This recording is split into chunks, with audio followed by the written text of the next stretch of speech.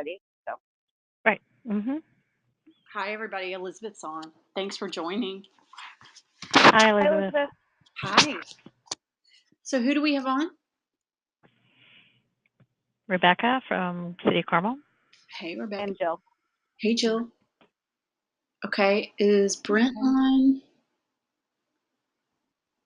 No. Nope. So far, it's just us. Okay. I asked Steve, or let's see, I'll turn this off. I asked Steve to join, our engineer, just to make sure that, in case there's something that, I don't catch that might, he could have a good question about Rebecca. He's going to join our call. So, Okay. So I'm going to record this. Why don't we get started on the basics, Jill? It's already 2 minutes after. Yeah, let's go ahead and get started. Thank you so much, everybody.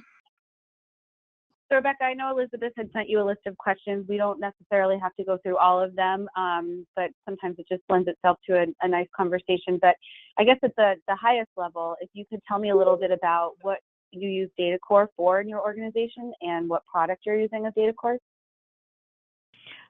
We use DataCore for our server storage farm, and we're using Sand Symphony.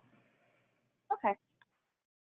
And as I understand it, DataCore was already installed when you first started.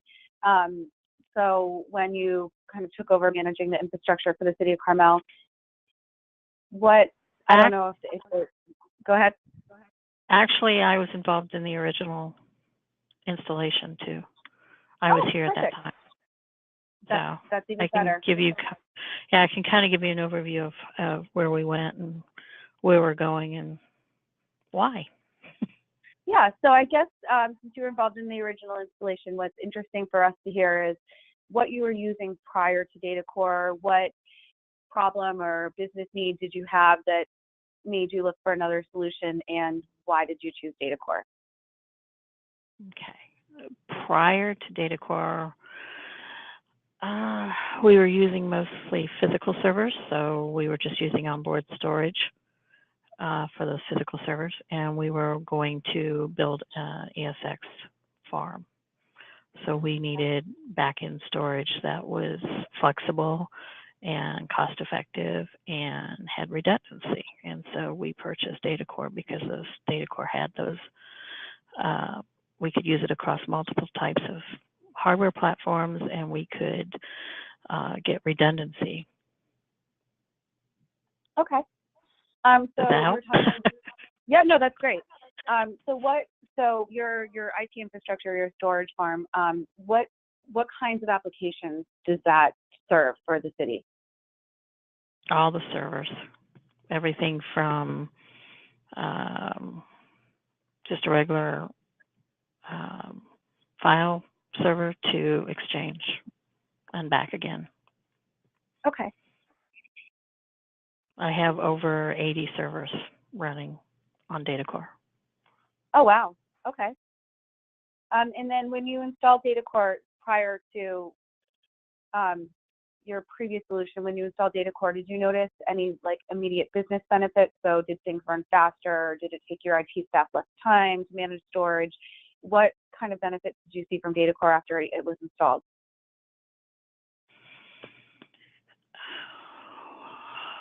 Well, disaster recovery because of the mirroring.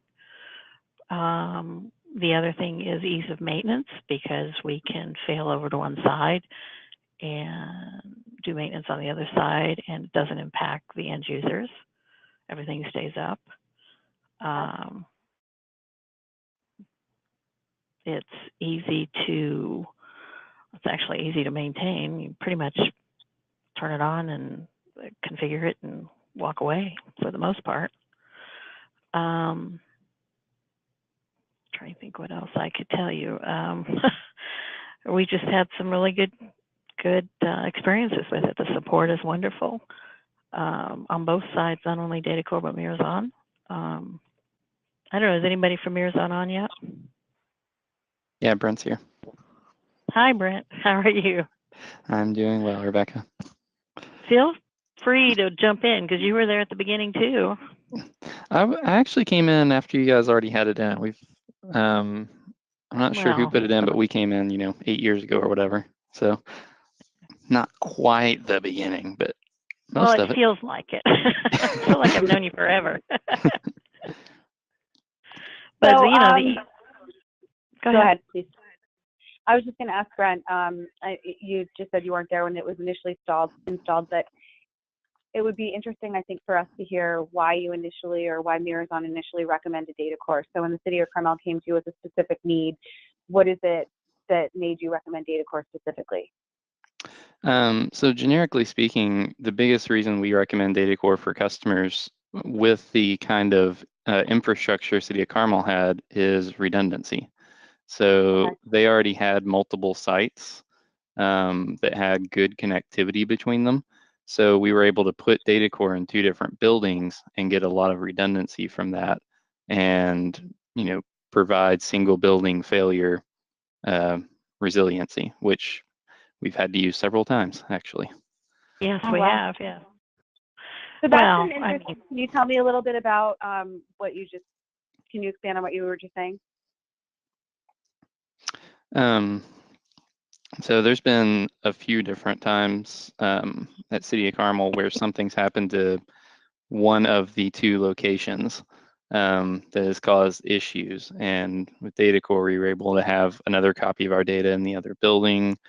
Our VMware cluster was stretched as well, so we were able to fail everything over between the 2, either proactively or reactively, because we've also had some situations where they needed to do maintenance in one building or the other, and we were able to accommodate that pretty easily. yes. City of Carmel is growing, a lot of construction, and I think the last time we had an issue is because there was a contractor that cut some fiber, and we were able to keep working because the end users really didn't know anything. Is because we had the second site still up, so that was, I mean, it's been advantageous several times. Yeah. Okay. So in addition to the redundancy, so that seems like a primary benefit. Are there other key benefits that stick out in your mind of DataCore? I think the flexibility on the multiple hardware platforms is one of the key reasons we went with it, is because DataCore really doesn't care what kind of storage you give it. It just goes. It just works. As a matter of fact, last year we refreshed our storage from an old platform to a new one, and we took one side down, put the new hardware in. Actually, Mirazon did. Brought that side up, failed over to it, let it run, made sure everything kept running, and then once that was done, we took the other side down and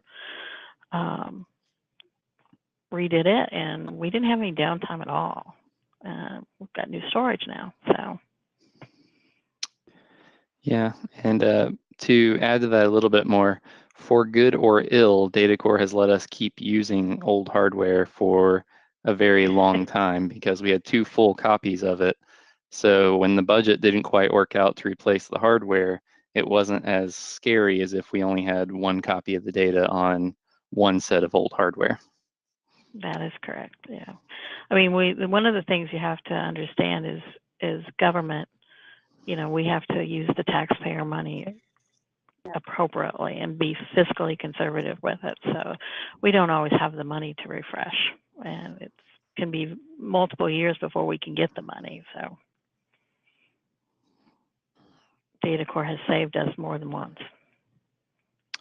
That's great. So on that, go ahead.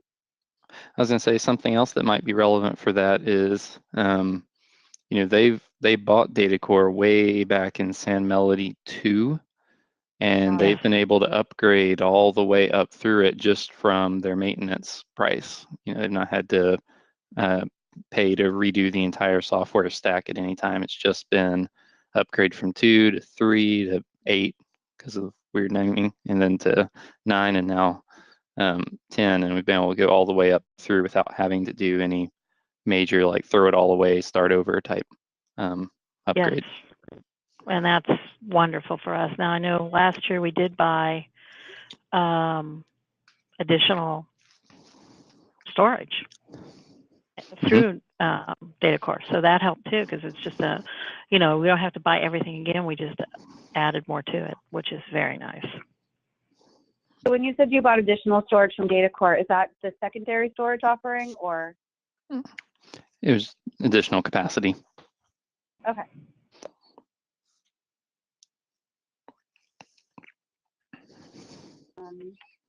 So let me just see. So in terms of your IT system, does DataCore I hear from a lot of people that DataCore makes everything run so much faster, that users are more satisfied. Have you experienced any of those types of benefits? I will have to say, since we did the hardware refresh last year, the latency has gone way down. So it's, depends on your storage, the background, but DataCore has just been rock solid. So I don't know, Brett, maybe you can speak more to that than I can. Well, one of the things DataCore's kind of helped with is when there were hardware issues, the issues haven't caused as many performance problems with DataCore. And this is probably something better, since I see other environments. I can weigh in a little bit better, because I've seen what happens when, like when a disk starts to rebuild in an MSA and everything gets so slow you can't use it. But you guys haven't really had that, even though you've had quite a few different failures on those old MSAs you had over the years. They didn't do too bad, though. Yeah, it wasn't until those last year that they really started getting painful. Unhappy. Yes. So, but I mean, they were I think they were like 8 or 9 years old, weren't they? They were up there. I mean, they were so far old we couldn't get support anymore. So. Yeah. So you said that you have over 80 servers running DataCore. Can you tell me a little bit about the rest of the environment? Maybe what types of servers, what the environment looks like, if they're virtual server. Can you maybe just explain a little bit about your overall IT environment? We have servers from everything from, like I said, from file servers to we pretty much, any new server or any new application coming in, we put it on the virtual environment. We very rarely buy physical servers anymore.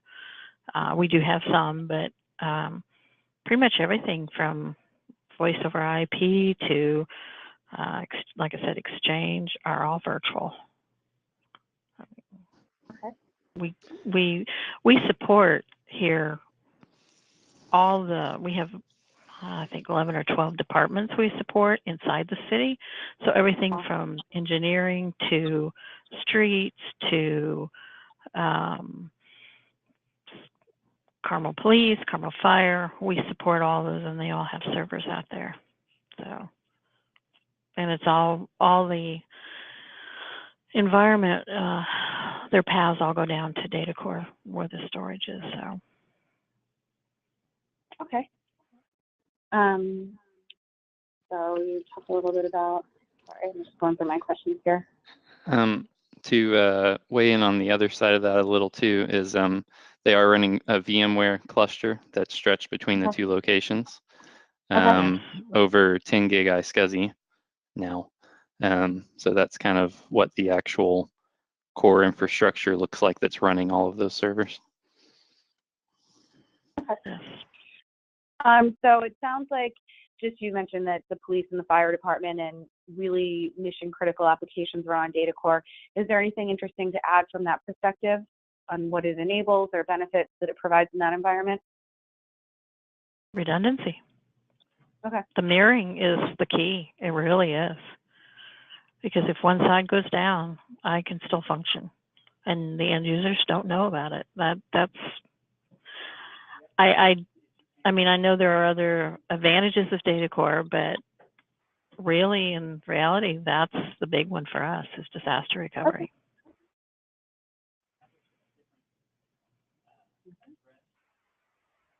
Brent, do you have anything to add on that front, just in terms of DR and DataCore?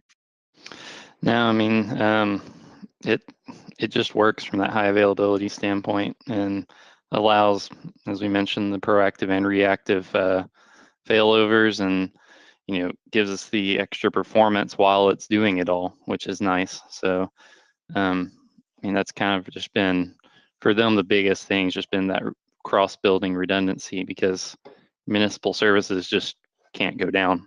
People get real upset real quick when the police can't do their job. Yeah, they do.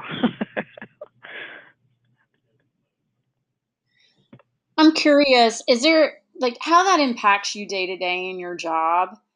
How would you describe that? Knowing that you have that security, how does that impact, day to day when you wake up and go to your job? That's an excellent question, actually.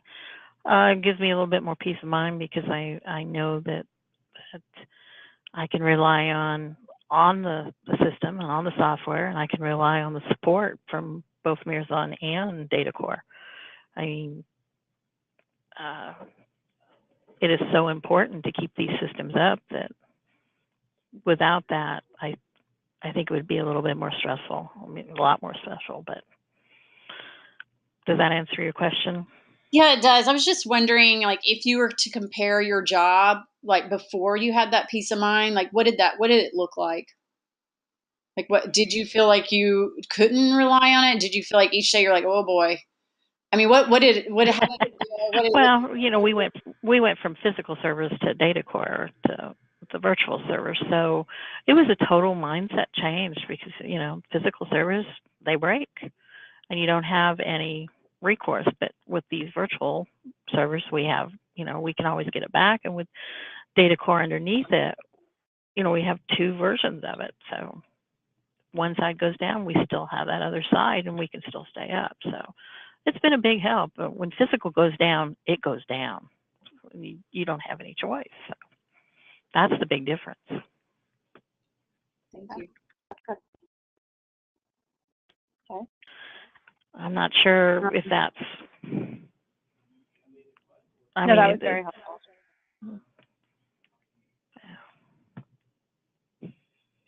So if you were to talk to another CIO in your position that was potentially evaluating something like a DataCore, what kind of advice would you give them?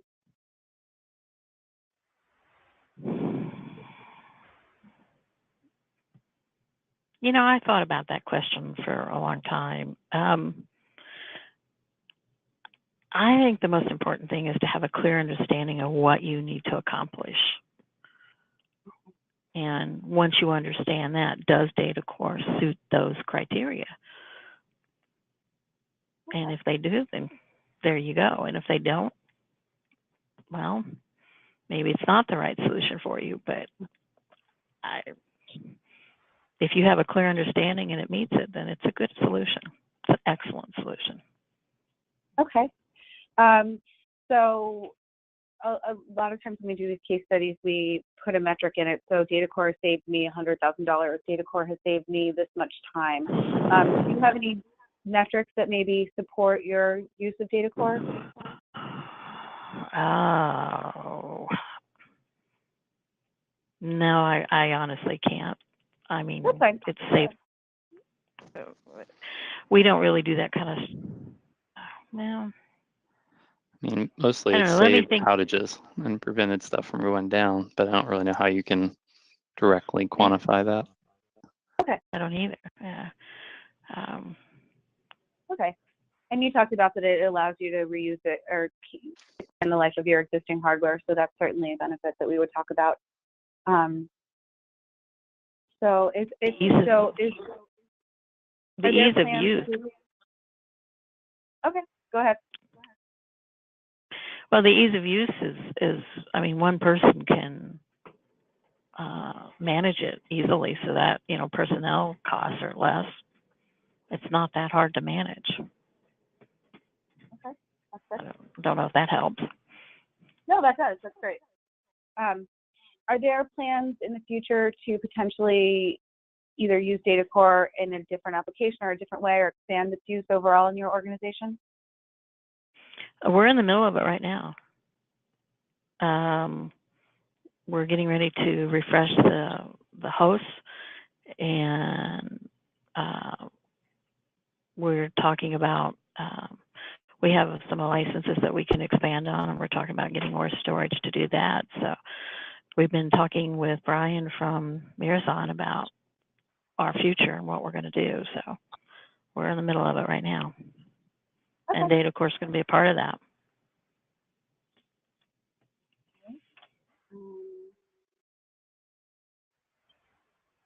Did you, I know that you moved from physical servers to virtual servers. Do you recall if there was another solution that was potentially being evaluated at the same time you evaluated data core? You know, that was back in 2007. Yeah. At the time, it was a different manager. The IT director at the time has since retired. I'm pretty sure he looked at other storage solutions like, what is that one? I can't remember the name of it, but I know he did look at other solutions. But Okay. data core was just the fact that it could be on top of Windows and on an HP server. He loved that. That's one of the reasons he liked it, because it was so generic. It didn't really care what you put it on as long as it worked, you know. Okay. As long as you were on their compatibility list, it would work.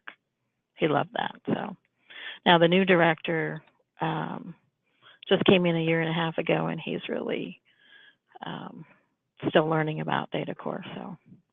Okay. Okay. Is there anything just in your day-to-day experience with data core and your overall IT management that you think is interesting to include that I didn't ask? Oh. Again, the ease of use. You Okay. set it up and it just kind of works. The support is wonderful. I can't say enough about.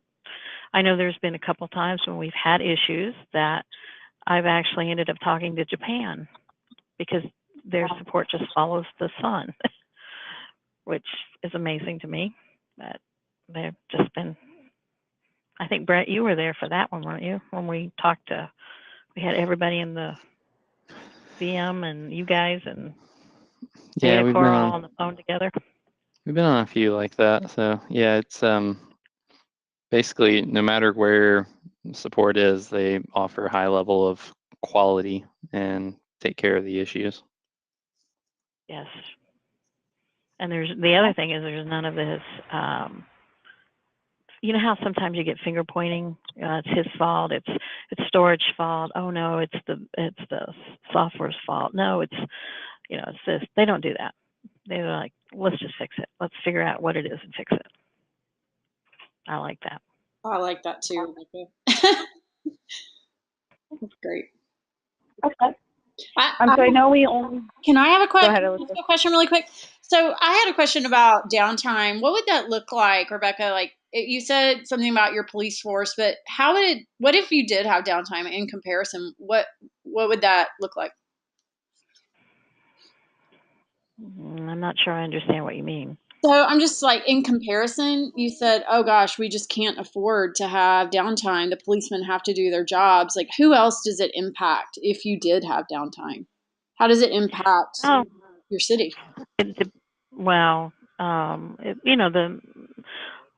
would in fact impact permitting because their permitting software wouldn't be available. It would impact anybody doing any Word documents because the application servers would be down. The phone systems would be down. Ooh. So Fire department. it would be fire department. Yeah, good point. Some of their, it's just a matter of pretty much everybody would be affected. Okay. So. The city's safety is so at risk, in other words. I'm sorry? The city's safety is at risk. It could, it's definitely an issue. We always go back to pen and paper if we have to, so don't get me wrong, we would function, but it wouldn't, I'm sure I'd hear about it. Got it. Thank you. So I know we only have a few minutes left, so I don't know, Elizabeth, if you had any additional questions, or Brent, if you had maybe some additional color that you wanted to add beyond what Rebecca said. I think we've gotten a lot that we can use to draft a case study, but just in our last few minutes, if anybody else has anything to add, I think that would be helpful. Sandra here. I do have a few questions. Oh, okay. But I think I interrupted someone, whoever was going to speak. I was just going to say real quick, one of the big things that they've benefited with DataCore is they've literally changed every single component of their environment, from their networking, from the servers running DataCore, the storage behind DataCore. They've gone from 1 gig to 10 gig iSCSI. They've been able to change every single piece of it without ever having to do like a major forklift, like shut everything down, move everything out, move new stuff in type upgrade. It's allowed them to be very flexible on their upgrades. Yes, I'll agree with that. Excellent. So thank you for that. And hello to you guys, since I joined a little late. This is Sandra. Brent, you know me. We have worked in the past. And obviously, what we're trying to get here is understand a little bit more about how DataCore has helped you. And there's been several questions where I just wanted to go just a tad deeper. And one of the main ones is, if you didn't have DataCore over the last 10 years, how often would you need to refresh your legacy storage?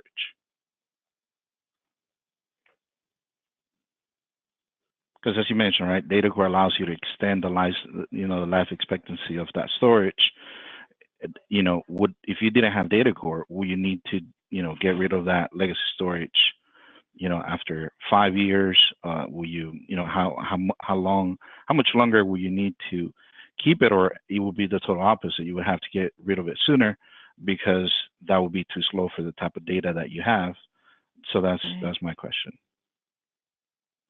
You guys normally go, what, 5 years, I think, Rebecca? Well, it's On been a little servers and longer than such? that. Well, on Yeah. normal servers and things. Yeah. That's usually the rotation if we can get the money. So you've kept some of this legacy storage more than 5 years because DataCore is in place? Yeah, I'd say that. I think The those one last MSAs were 8 or 9, weren't they? Yeah, I think they were. We had them for a long time. So they basically were able to almost skip an entire refresh cycle on some of the storage. So if we were to quantify the amount of terabytes that these MSAs that are going beyond the 5-year mark, and based on the terabyte, the cost per terabyte on replacing those MSAs at the end of 5 years, how will you quantify that as far as dollars on the hardware side? How much storage do you guys have now, Rebecca? Well, let me look. Hang on, off the top of my head.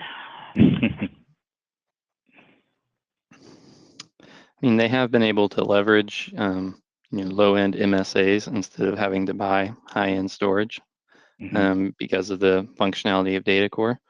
So, we can get you a terabyte number, and then we can kind of extrapolate from there probably. But, it's been able to run on just SaaS-connected low-end MSAs instead of having to buy higher-end equipment.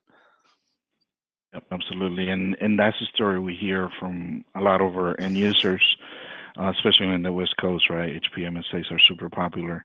And that's exactly what you said is normally what they've been able to accomplish. But again, depending on the amount of terabytes, that could equate to, maybe 20 grand, or it could be a couple 100,000, right? It all depends.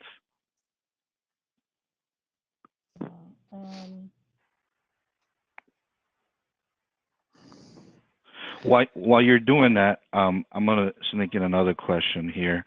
As far as you guys are concerned, and I'm not necessarily asking, if it's 100% accurate, but how long do you believe you've been running without having any downtime, even during, updates and, some type of, hardware refresh? Like you mentioned, you replaced your storage last year. Approximately how long have you been running without any downtime? I'd say a good 95 to 96% uptime. I mean, I can only remember 4 times that we've been down and they still won't tell me who the guy was that cut the fiber. And how recent was that? That was several years ago. The last one was a split brain issue, so that really, we were still up, but I'd say we've been online 95% of the time since 2007. Yeah, Okay, but as far as, go ahead. it's, sorry, I was going to say the only time that there was an issue that was directly related to data core that caused an outage that wasn't some massive environmental thing was back in probably about 2010 when we were upgrading. We did hit a bug that caused an outage, but excluding environmental things like fiber being cut and people just not being able to get to it even though it was still up. I think it's probably been since back in around 2010. Yeah, that would be a fair statement. Yeah. Well, on the other, the one time I remember that was we were doing a failover and somebody turned the power off at where I was failing over to. Oh boy. Yeah, but as soon as we had an authoritative, we knew that the one side was good, then we were back up almost immediately, but still that wasn't you guys' or DataCore's fault. Okay, I'm looking at it now. Here. Each side has 51.30 terabytes. That's what we currently have under in our pools. So one side has, so there's over 102 terabytes combined. So running on the MSAs you're running on, that's probably about 75K of storage, if I had to guess. No, we're off the MSAs. Well, the old one, sorry. Yes. Okay, sorry. So if you would have had to refresh those MSAs, at year 5 rather than keep them for 8 years, it would have been 75K of hardware at year number 5 that you would have had to refresh, but instead you were able to prolong that 3 more years until you got your new hardware now. Yeah. Would that be fair to say? I'd say that's fairly fair, yeah, because we did stretch it out quite a bit, and then we could get the budget for a bigger solution. Okay, excellent. Thank you for that. And when it comes down to how long you've been running without any downtime incurred by DataCore, would it be fair to say that it's been 9 years without any downtime caused by DataCore? Yeah, I don't think any of the outages have been caused by DataCore. It's always been hardware problems. Okay. Am I right, Brent? I don't remember anything.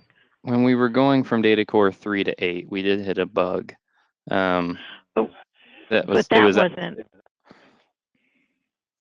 Did that bring you guys down completely? Yeah, we had one side down because we were doing maintenance on it, and the other side, the software crashed, basically. Back then, but that was going from San Mel. I worked with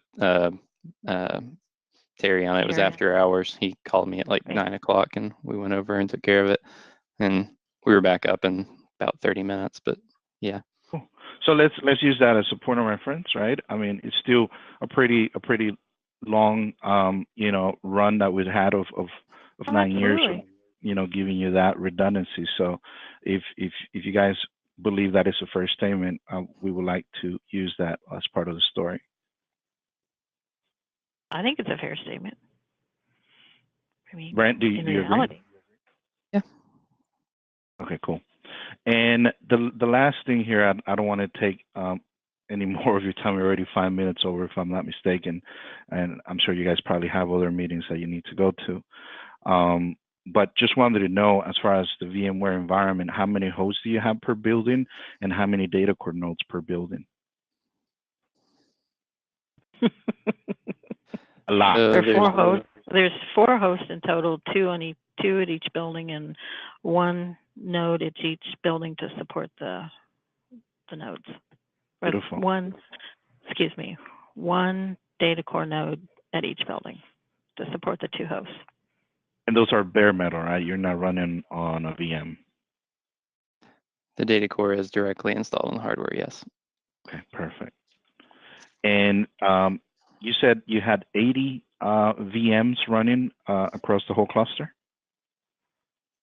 Approximately, yeah.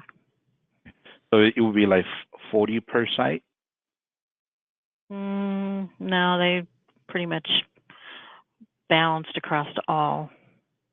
So now I wouldn't say 40 and 40, but there are some days they're on one side, some days they're on another. They do DRS, so we let them do what they want. Okay. All right. Excellent. And my last thing here is, as far as your VM density, do you believe that with what you have right now, can you increase the amount of VMs that data core can support you, as far as maybe adding additional VMware servers, and you still feel like maybe you could scale these to 200 VMs with an additional 2 or 3 hosts, and data core will still, give you what you need from a performance perspective?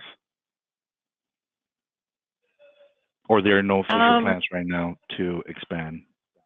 Oh, we're in the middle of it right now. We're putting in new hosts so that we have more resources, because these hosts are old too.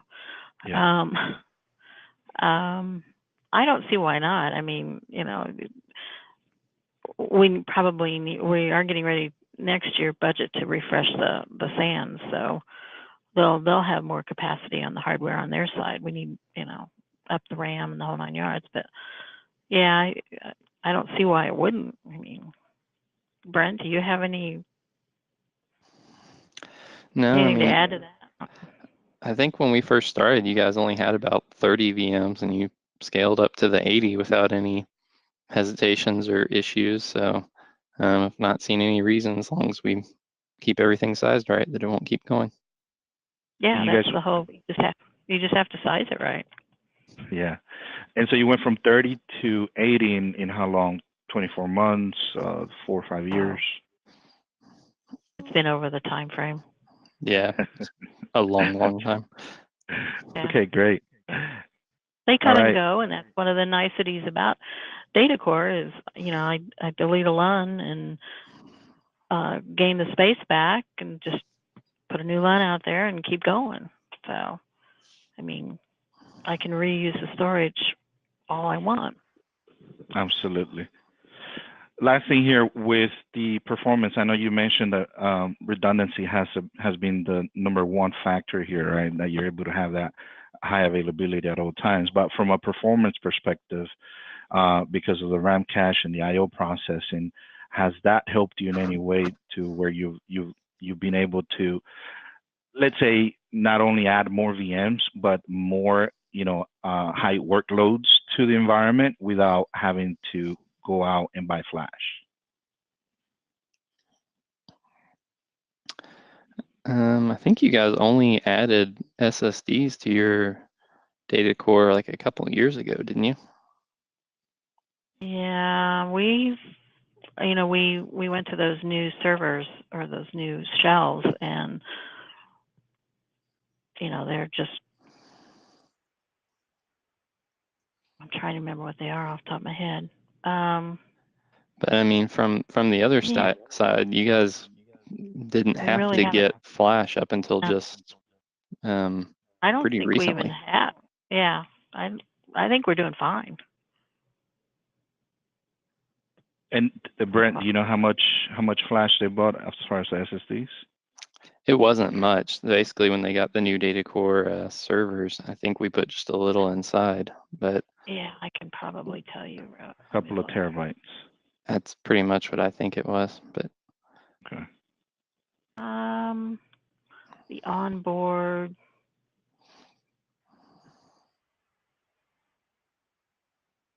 Looks like it's 15 terabytes.